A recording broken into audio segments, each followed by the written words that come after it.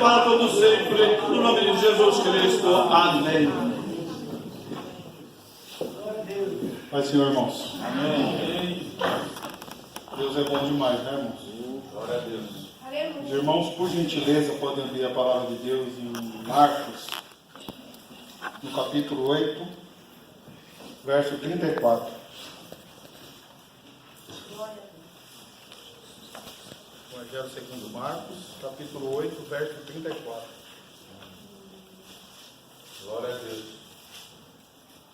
Louvado seja o teu nome. Louvado seja o teu nome. Todo mundo achou, irmãos? Amém. Amém? O verso diz assim: Então, convocando a multidão, e juntamente com os seus discípulos, disse-lhes: Se alguém quer vir após mim, negue a si mesmo, tome sua cruz e siga-me. Só esse texto. Gostaria de refletir com os irmãos aqui nesta noite algo que Deus, eu orando a Deus no meu coração, e Deus tocou no meu coração, sobre algo que a gente tem visto acontecido no meio religioso, no ambiente cristão, no ambiente das igrejas, que estava estudando outro dia e aparentemente isso parece que é um fenômeno. Fenômeno não por bem, mas um fenômeno ruim. Que é o cristão sem cruz, irmão. Crente sem cruz. E após a gente refletir o que Deus tem colocado no meu coração aqui nesse texto, eu queria que nós nos avaliássemos para saber se nós estamos vivendo uma vida cristã. Eu, particularmente, estou vivendo uma vida cristã com a cruz ou sem a cruz. Jesus, nesse texto, antes dele chegar a esse verso aqui em específico, ele levou uma trajetória, tem uma trajetória para que chegasse nesse texto aqui. E antes de Jesus chegar a esse ensinamento em específico, Jesus ele fez duas perguntas para os discípulos. A primeira pergunta foi o seguinte, nesse contexto diz lá, que ele questionou aos discípulos quem ele realmente era. Isso aí vocês vão achar no capítulo 8, verso 27 e 28. Vamos ler lá? Aí Jesus saiu das aldeias de Cesareia de Filipe e no caminho perguntou aos seus discípulos, dizendo: Quem dizem os homens que eu sou? E eles responderam: João Batista e outros, Elia e outro, um dos profetas.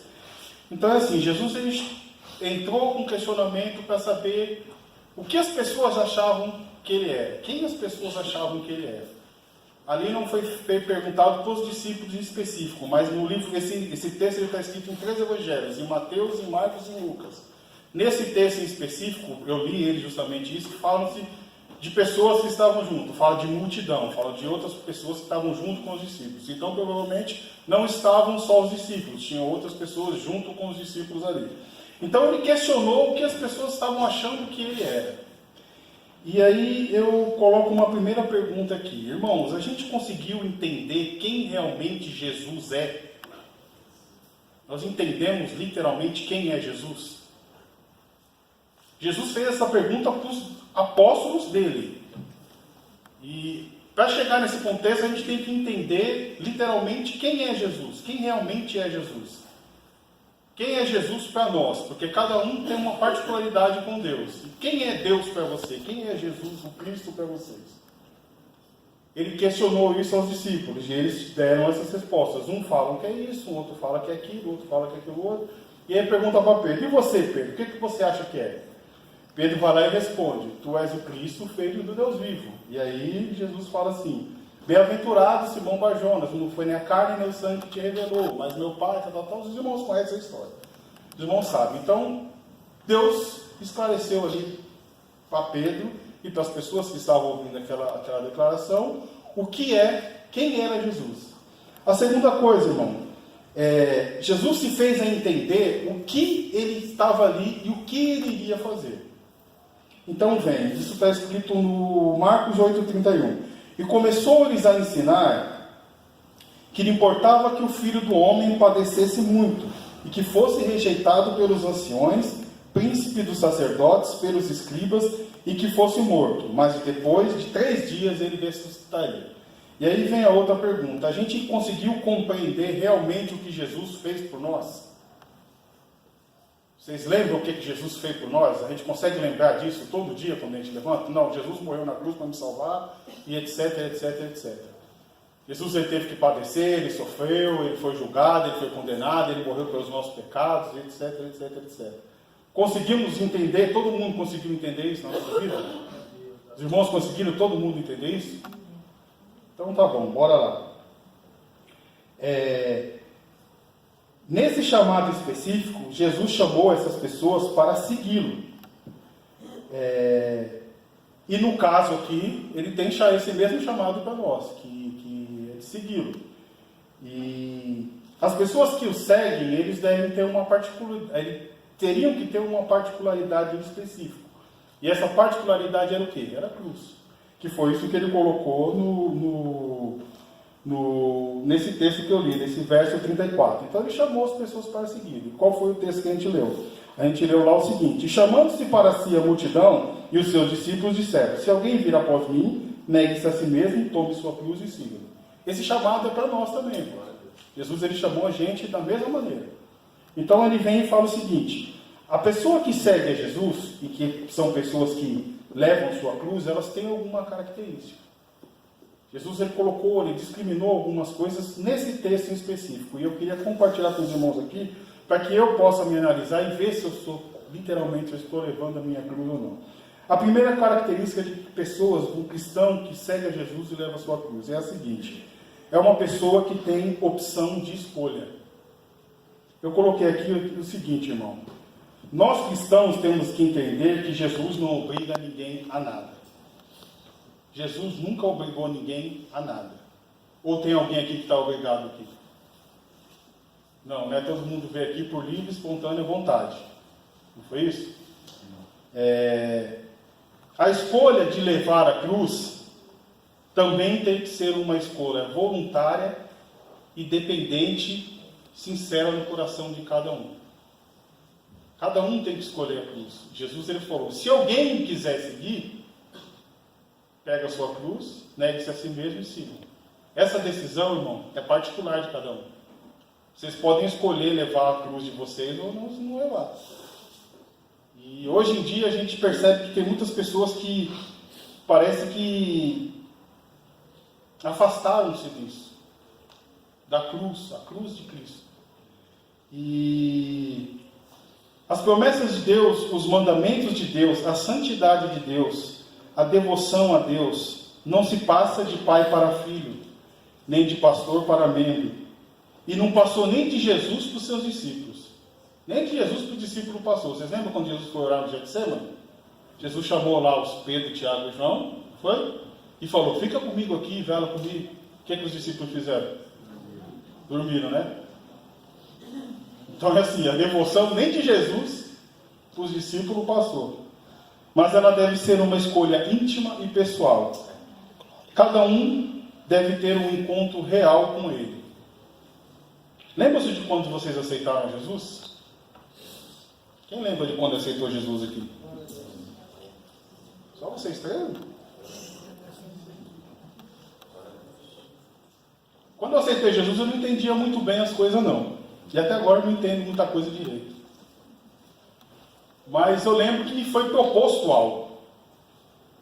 E na minha inocência ali, eu até brincava com a Paula, que foi assim: eu falei para a irmã, uma das pessoas que estavam quando eu aceitei Jesus foi a irmã Neide. Os irmãos: você aceita Jesus como Senhor e Salvador da sua vida? O de praxe que a gente faz aqui, o que Deus usa os irmãos para que a gente possa estar ministrando aqui. E aí eu falei: aceito. Nunca ninguém falou mal de Jesus para mim. Então Jesus deve ser bom, né? Só que é o seguinte: quando eu aceitei a Jesus, irmão, eu firmei um compromisso com Ele.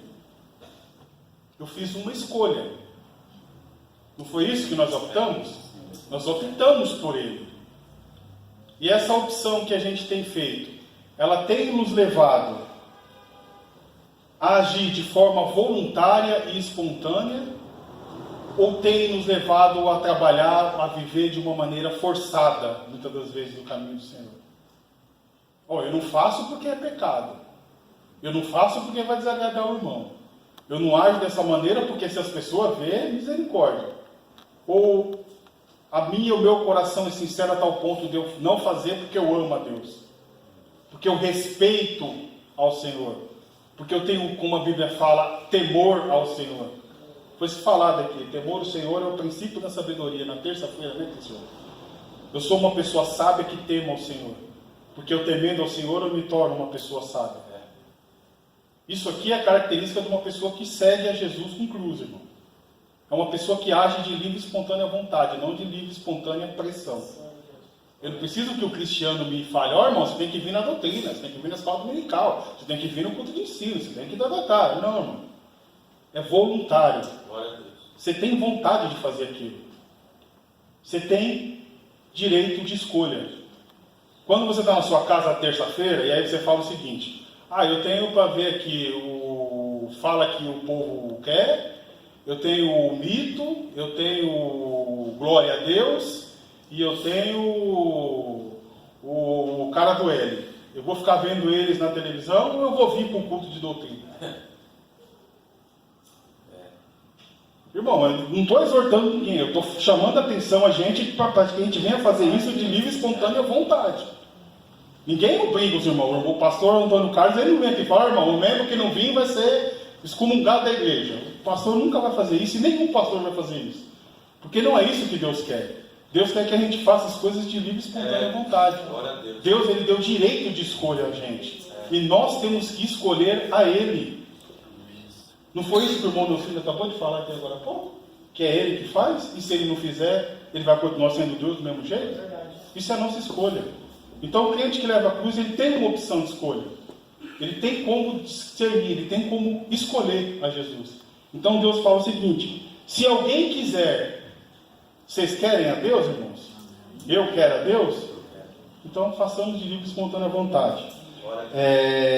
Segundo, característica de uma pessoa de um cristão que leva a cruz. Nega-se a si mesmo. Isso aqui eu estava pensando com meus neurônios aqui, e Deus colocou algo no meu coração que é o seguinte: ter mudança nas suas prioridades. E aí é o seguinte, qual atualmente é a minha prioridade? Eu parei para pensar, qual na atualidade, né, nesse dia, nessa semana, nas coisas que aconteceram comigo, qual foi a minha prioridade? E aí a gente vem, foi minha casa, foi um emprego, foi um casamento, foi uma cura, foi uma libertação, foi um algo familiar. Os irmãos sabem em que os irmãos desempenharam o maior tempo, o maior horário da vida, o maior espaço do dia de cada um dos irmãos. Nenhuma dessas deve ser as nossas prioridades, mas Cristo deve ser a nossa prioridade. A nossa prioridade, irmãos, é Cristo. A gente tem que... A filha da Márcia, um dia, ela louvou um hino aqui, que eu gosto muito, que é uma música que tem um verso que fala assim, que seja o meu universo, que seja cada um dos meus sonhos, dos meus pensamentos, que de manhã seja o primeiro pensamento. E aí é assim, quando a gente levanta, vamos colocar o start do dia. O start do dia é Jesus Cristo? Você abriu o olho assim. O start do dia vem o problema, vem a dificuldade que você vai enfrentar, vem o médico que você tem que passar, vem o produto de cabelo que você tem que entregar, vem o problema no banco que você tem que resolver, vem a marmita que você tem que entregar, Paulo? Ou é Jesus? A primeira coisa que vem no seu coração. O primeiro minuto do seu dia, quem a gente entrega? Você levantou de manhã cedo, é Jesus? Porque se Jesus não for a prioridade na nossa vida, nós não temos prioridade nenhuma. Se Deus não for o centro das nossas atenções, nós não temos atenção em nada, irmãos. Nós somos pessoas, como a Bíblia fala, jogadas ao vento, levados por todo o vento de doutrina. Somos levados para tudo quanto é lugar. Se a gente não tiver Jesus como centrado, Jesus, o que eu faço? Como eu devo proceder? De que maneira eu devo agir? E a gente fala, os irmãos devem ser loucos para ficar falando, eu vou no banheiro, Jesus, posso ir no banheiro? Ou eu vou tomar café, Jesus, posso tomar café? Não, não é isso, irmãos, mas ter o seu íntimo ligado a Deus. Senhor, eu tenho que ir para o meu trabalho, eu necessito que o Senhor vá comigo, a minha família está dentro da minha casa, eu necessito que o Senhor tome conta da minha família, eu tenho as minhas preocupações do meu trabalho, eu gostaria que o Senhor estivesse comigo lá para que o Senhor pudesse me auxiliar. E assim a gente vai caminhando o dia, até quando chegar de noite, aí você entra na sua cama, olha para sua esposa, olha para seus filhos e fala: Jesus, obrigado por eles estarem aqui. Deus, obrigado pela esposa que eu tenho. Pai, obrigado pelo dia que o Senhor me concedeu. Pai, obrigado pelos livramentos que o Senhor me deu. Aleluia. Pai, obrigado pelo dia que o Senhor me concedeu. Por mais oportunidade de vida. Prioridade nossa tem sido essa, minha prioridade tem sido essa. Isso é uma reflexão para mim, irmãos. E eu gostaria que os irmãos refletissem comigo. A palavra de Deus diz em Mateus 6,33, o menino acabou de ler: mas primeiro, buscai o reino de Deus e a sua justiça, e todas essas coisas vos serão acrescentadas. Mateus 6,33. Já estou crucificado e vivo, não mais eu, mas Cristo vive em mim. E a vida que agora vivo na carne, vivo-a pela fé do Filho de Deus, o qual me amou e se entregou a si mesmo por mim. Gálatas 2,20. Eu vou ler um pedaço de um texto aqui de um escritor, irmão, que se chama C.S. Lewis. É um escritor bem conhecido. E eu achei muito interessante essa fala que esse escritor colocou, que eu acabei colocando aqui. A coisa mais terrível e impossível é se entregar totalmente o seu ser a Deus, todas as suas vontades e preocupações. Cristo disse: entregue-me tudo. Não é o seu tempo, o seu dinheiro, o seu trabalho que é mais importante para mim. Eu quero você. Eu não vim para atormentar o seu ser natural, mas para matá-lo. Nenhuma outra medida seria suficiente. Eu não quero cortar um galho aqui e outro ali. Eu quero que a árvore seja cortada. Eu não quero trabalhar no dente e colocar uma coroa dele, mas sim extraí-lo. Entregue o seu ser natural completamente, todos os seus desejos, os considerados inocentes e aqueles considerados maus. Todo o seu ser, e eu lhes darei um novo em troca. Na verdade, eu lhes darei a mim mesmo. Minha própria vontade se tornará a sua vontade. Se você me der 1 centímetro, eu lhe requererei 1 quilômetro. Dezenas de pessoas vão a ele para serem curadas de pecados específicos que lhe causam vergonha, ou que estejam interferindo na sua vida diária, como temperamento ruim, vícios, prostituição, alcoolismo, tal. Bem, ele os curará. Mas ele não para por aqui. Pode ser que tudo que você pediu, pode ser que isso seja tudo que você pediu, mas quando você clama por ele, ele lhe dará um tratamento completo. É por isso que ele alertou as pessoas para que elas considerassem o preço de se tornarem cristãs. Não se engane, ele diz: se você deixar em mim, diz o Senhor, eu o farei perfeito. O momento em que você se coloca nas minhas mãos é exatamente isso que eu farei. Nada mais, nada menos do que isso. Qualquer que seja o sofrimento nesta vida terrena, o que quer que me custe, eu nunca descansarei, nem deixarei vocês descansarem, até que sejam literalmente perfeitos. Até que meu Pai possa dizer sem reserva que Ele se agrada de vocês, assim como Ele disse que se agradou de mim. Isso eu posso fazer e farei. Contudo, não farei nada menos do que isso. O alvo para o qual Ele está nos guiando é a perfeição absoluta nele. E nenhum poder em todo o universo, a não ser nós mesmos, pode impedi-los de nos levar àquele alvo. Este é o propósito da caminhada. É muito importante compreendermos isso. Se não entendermos, provavelmente iremos resisti-lo após andarmos com ele algum período. Imagine-se como uma casa viva. Deus vem e reconstrói a casa.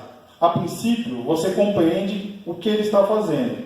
Ele está tapando buracos, consertando o telhado para que não haja mais goteira, e assim por diante. Você sabe que esse tipo de trabalho precisa ser feito, portanto não se surpreende. Mas de repente ele começa a atingir a casa de um jeito que dói tremendamente. E não faz sentido algum. O que ele está fazendo?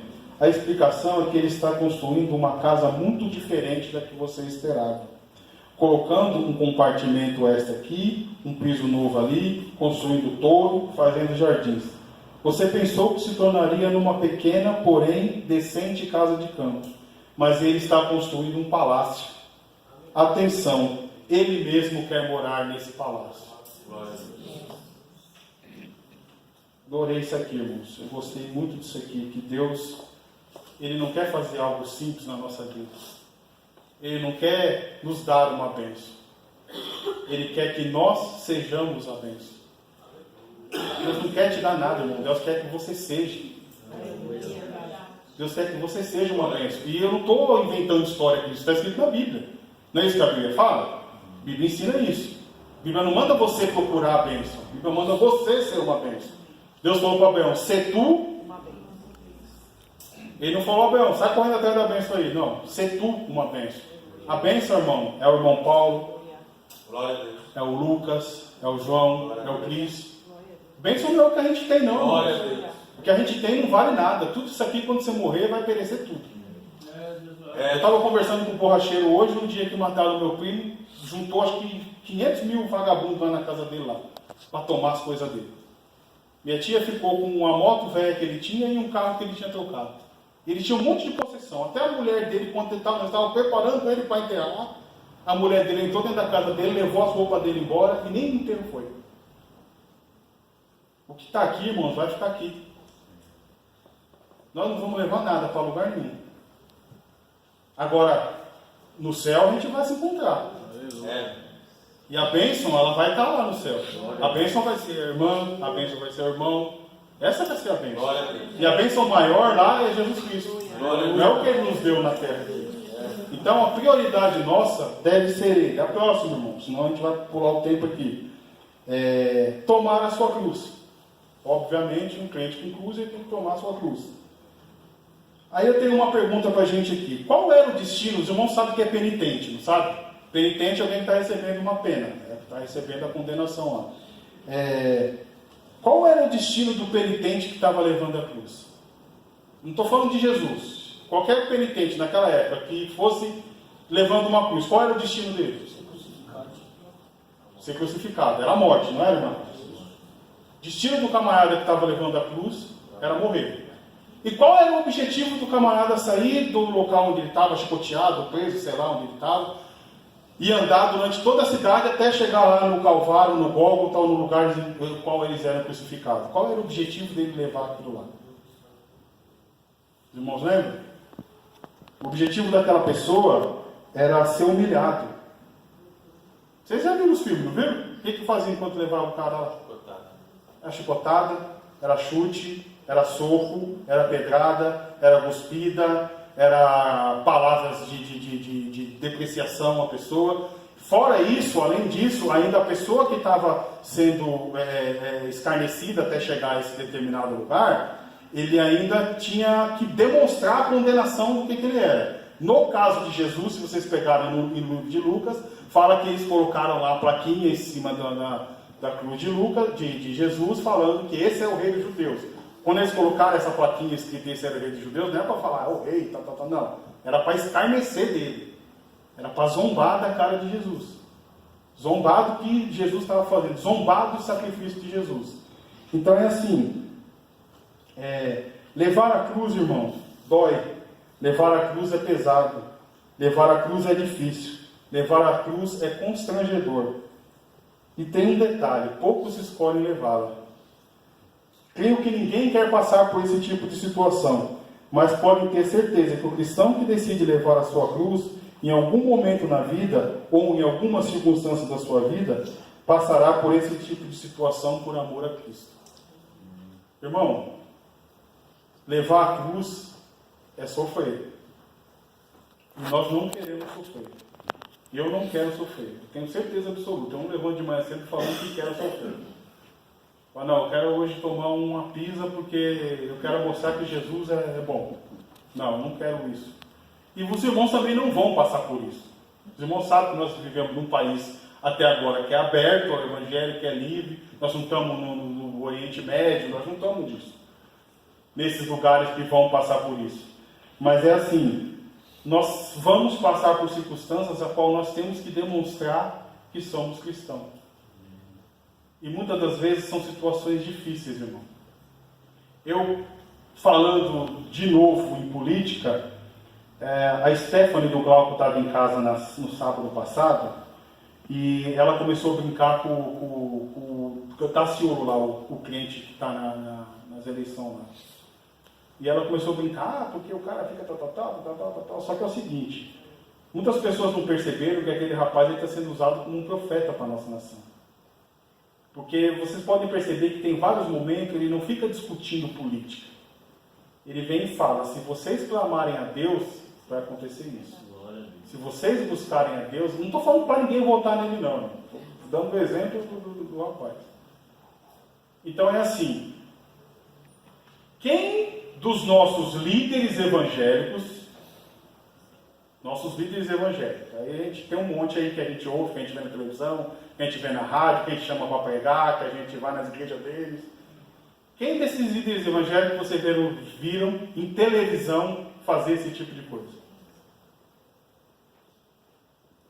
Agora, quantas pessoas você acha que não escarnecem desse rapaz todo dia? Quantas piadinhas vocês já não ouviram com o nome desse rapaz?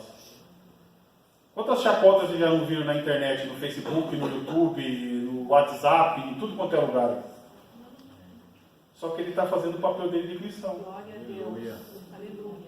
E sabe quem está fazendo? Estamos discutindo política na internet. Estamos discutindo que o A vai matar o A, que o B vai matar o B e que o C vai matar o Y.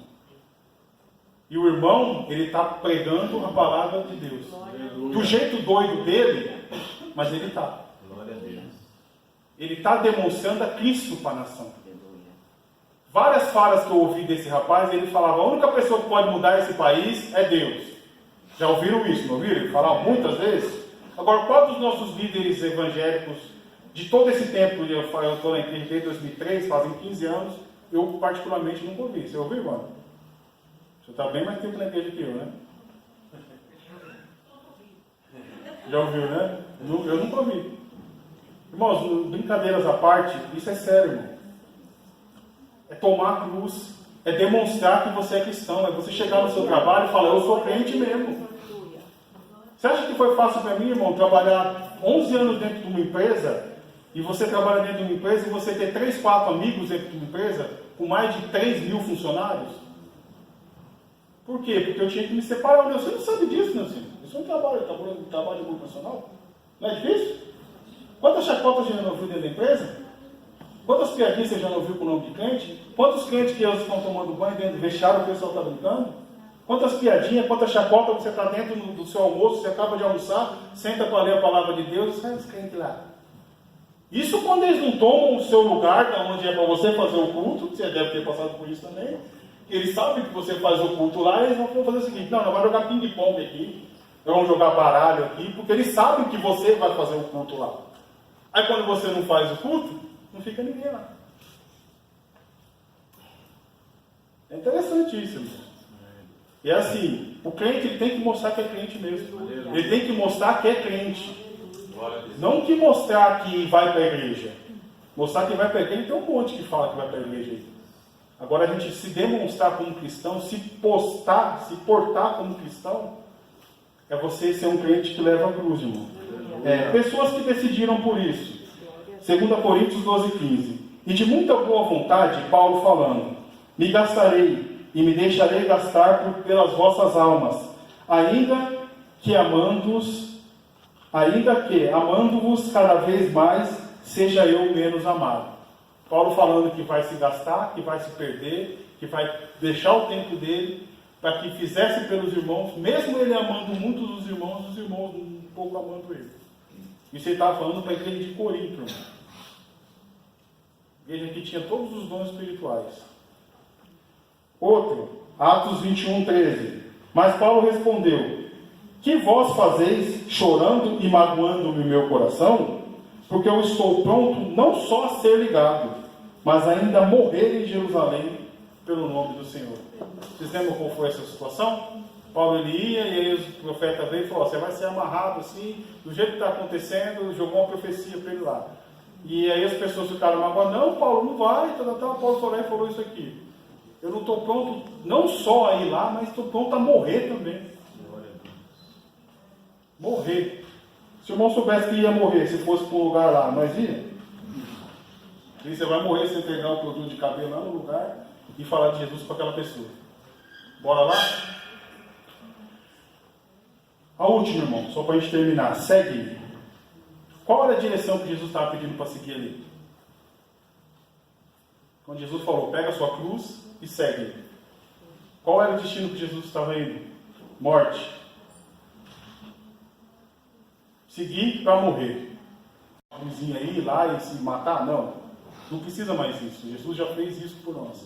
Agora nós temos que morrer para duas coisas, em específico: para o pecado e para o mundo. A Bíblia ensina isso, não ensina? Nós temos que morrer para o pecado e nós temos que morrer para o mundo. E seguir implica dedicação, constância e compromisso. Olha o que é que Deus fala: e até mesmo os cabelos da vossa cabeça são contados. Não temais, pois valei mais do que muitos passarinhos. Portanto, qualquer um que me confessar diante dos homens, eu o confessarei diante de meu Pai, que está nos céus. Mas qualquer um que me negar diante de homens, eu negarei também diante de meu Pai, que está no céu. Não podeis que vim trazer paz na terra. Não vim trazer a paz, mas a espada. Porque eu vim para dissensão, para pôr dissensão entre o homem contra o pai, a filha contra a mãe, a nora contra a sogra. E assim os inimigos do homem serão seus próprios familiares. Quem ama o pai ou a mãe mais do que a mim, não é digno de mim. E quem ama o filho ou a filha mais do que a mim, não é digno de mim. E quem não toma a sua cruz e não segue após mim, não é digno de mim. Quem achar a sua vida, perdê-la-á. E quem perder a sua vida por amor de mim, achá-la-á. Quem vos recebe a mim, me recebe. E quem recebe a mim, recebe aquele que me enviou. Mateus 10, do 30 ao 40. Seguir. Isso aqui é Jesus que falou, tá? Não foram os apóstolos que falaram, eles não colocaram um texto aqui. Isso aqui foi Jesus falando. Seguir não implica somente dificuldades e provações, mas nós temos promessas maravilhosas quando seguimos Ele também, irmãos. Na verdade, vos digo: aquele que crê em mim também fará as obras que eu faço, e fará maiores do que estas, porque eu vou para o Pai. Então, irmão, você tem capacidade de fazer coisa além do que Jesus fez. E aí não estamos falando que você vai ter mais poder que Jesus, que você vai ser um super cristão. Não, não é isso. Você tem mais tempo que Jesus teve. Você pode ter uma intimidade como Deus teve com o Pai e Deus te usar, porque você tem contato com mais pessoas que Jesus teve. Já pensaram nisso? Jesus, ele tinha um círculo dele, que se você for pegar lá a Palestina e o país deles lá, o país dá um estado do onde o Guinaldo mesmo? Sergipe. Eu já estudei isso uma vez aí. O Israel é o tamanho do estado do Sergipe. Agora, quantas pessoas já não viajaram estados, países? Quantas pessoas já não tiveram contato? Jesus não teve essa oportunidade, como homem se dizendo, mas a gente tem. Então nós conseguimos realizar obras mais grandes do que Jesus. Uma outra coisa, Deuteronômio 24, do 1 ao 14. E será que se ouvires a voz do Senhor teu Deus, tendo cuidado de guardar todos os mandamentos que eu hoje te ordeno, o Senhor Deus te exaltará sobre todas as nações da terra. E todas as bênçãos virão sobre ti, e te alcançarão, quando ouvires a voz do Senhor teu Deus. Bendito serás na cidade, bendito serás no campo. Bendito o fruto do teu ventre, o fruto da tua terra, o fruto dos teus animais, as crias das tuas vacas e das tuas ovelhas. Bendito o teu cesto e bendita a tua amassadeira. Bendito serás aos entrares, bendito será aos saíres. O Senhor entregará feridos diante de ti os teus inimigos, que se levantarem contra ti. Por um caminho sairão contra ti, mas por 7 caminhos fugirão da tua presença. O Senhor mandará que a bênção esteja contigo nos teus celeiros. Quantas pessoas não estão brigando por causa de comida aí, irmão? Ela está brigando para fazer a conta do mês. E Deus fala que se você ouvir a voz dele, se você seguir a ele, a bênção chegará aos teus celeiros. Vocês lembram da história da roupa? Que esse cara entrou no deserto lá, quantos anos, né? Roupa não gastou, sapato não acabou. Tem uma coisa que aconteceu aqui na igreja, alguns irmãos não sabem, mas eu sei porque eu participei disso. Eu, o Luiz e a Silvia, que faleceu, o Silvio do Luiz. Teve um negócio de criança uma vez aqui, que tinha acho que umas 50 crianças mais ou menos. E aí eu fiz o cálculo, fiz assim, vamos supor, 250 ml de refrigerante, que é mais ou menos um copo, né? Para 50 crianças dá tanto, eu não sei fazer a conta, não vou lembrar a conta agora, mas daria 10 refrigerantes, por exemplo, vai. E nós não tínhamos dinheiro para comprar 10 refrigerantes. Aí eu falei, Silvia, faz o seguinte, nós compramos 3 de 3 litros, que dá. Um exemplo, né? Seria que ser 10 litros, nós compramos 3 de 3 litros, então faltaria 1 litro ainda. Eu não lembro se foi essa quantidade, mas foi mais ou menos isso aí. E aí o que aconteceu?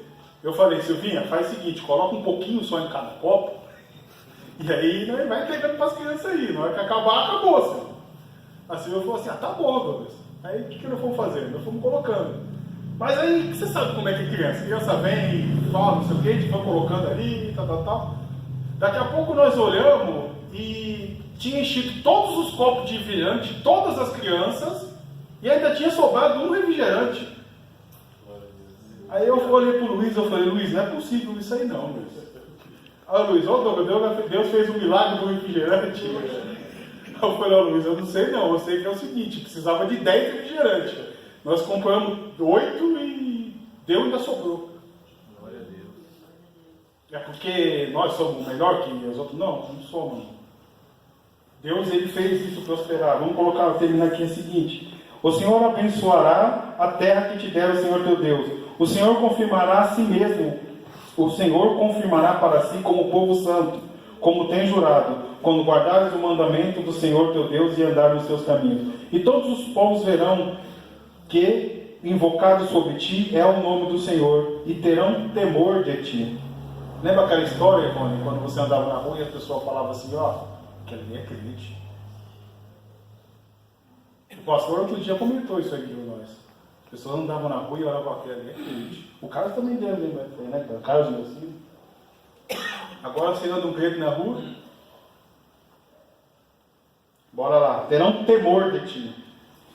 E o Senhor te dará abundância nos teus bens, no teu fruto, no teu ventre, no fruto dos teus animais, no fruto do teu solo, e na terra que o Senhor Deus jurou dar aos teus pais. O Senhor te haverá o bom tesouro, o céu, para dar a chuva, a terra no seu tempo, para abençoar toda a obra das suas mãos. Emprestarás a muitas as nações, porém tu não tomarás emprestado. E o Senhor te porá por cabeça e não por cauda, só estarás em cima e não embaixo, se obedeceres os mandamentos do Senhor teu Deus, que hoje te ordeno, para guardar e cumprir. E não te desvie de todas as palavras que eu te ordeno, nem para a direita, nem para a esquerda, andando após outros deuses para os servir. Por que eu coloquei esse último pedaço? Porque é assim, nós temos um Deus. O nosso Deus é a nossa prioridade. Se nós não colocamos a Deus como nossa prioridade, nós estamos fazendo serviço em outro lugar. E todas as coisas que a gente faz que não adora a Deus, nós estamos servindo.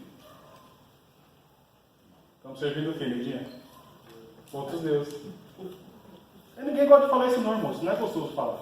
Eu também não queria falar isso aqui. Se a gente não está servindo a Deus, nós estamos servindo outra coisa. Ou eu estou mentindo? Não. Não podemos servir a dois senhores. Ou a gente serve a Deus ou a gente serve a Mamon. Ou as riquezas, como alguns textos dizem. Então é assim, irmão. O cristão, ele tem que seguir a cruz. Ele tem que levar a cruz. É difícil a gente ouvir isso. Para mim foi terrível ouvir isso. E eu refleti em algumas coisas que eu faço no meu dia a dia, nas coisas que eu vivencio, e lembrar que a minha dificuldade maior, eu vou confessar para os irmãos, muitas das vezes colocar Deus como prioridade. Você botar Deus na frente das coisas. Não Deus atrás das coisas.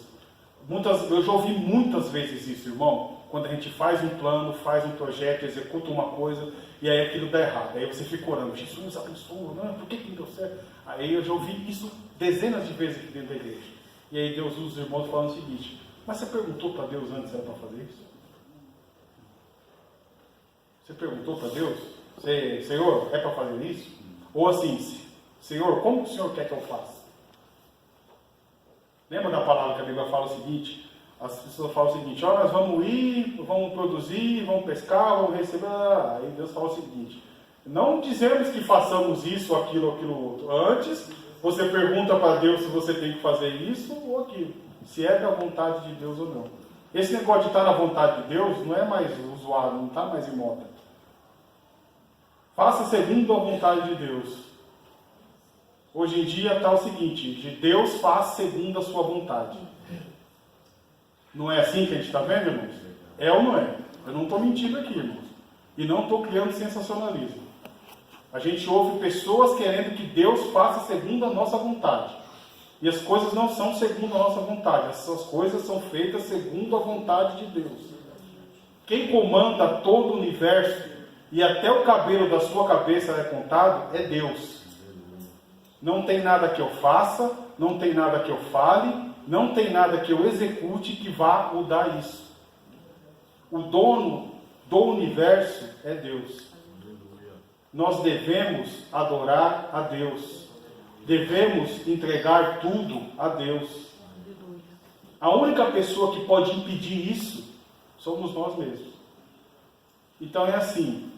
Eu trouxe essa reflexão para que nós possamos refletir se nós estamos vivendo uma vida cristã com cruz ou sem cruz. E Deus, Ele quer que nós pegamos a nossa cruz e sigamos Ele. Esse é o desejo de Deus. E aí Ele falou o seguinte ainda: quem quiser fazer isso, faz. Quem não quiser, não precisa fazer. Ele deu essa opção para a gente. Quem quer fazer, faz. Quem não quer fazer, não faz. Só que aí nós vemos o Deuteronômio aqui. Se a pessoa atentar para a voz de Deus e fazer o que Deus quer, essas bênçãos vos alcançarão. Mas eu não quis ler a maldição, porque a maldição já tem maldição demais para a gente. Aí a gente passa por uma maldição. Não precisa mais maldição, não. Então é assim, irmãos, reflitamos. Vivamos um evangelho de cruz, um evangelho de abnegação, um evangelho de dedicação, um evangelho de livre e espontânea vontade. Um evangelho que, mesmo que nos faça sofrer, nós estejamos dispostos a morrer, se for pela verdade e se for por Jesus. Amém, irmãos? Já dei essa oportunidade em nome de Jesus.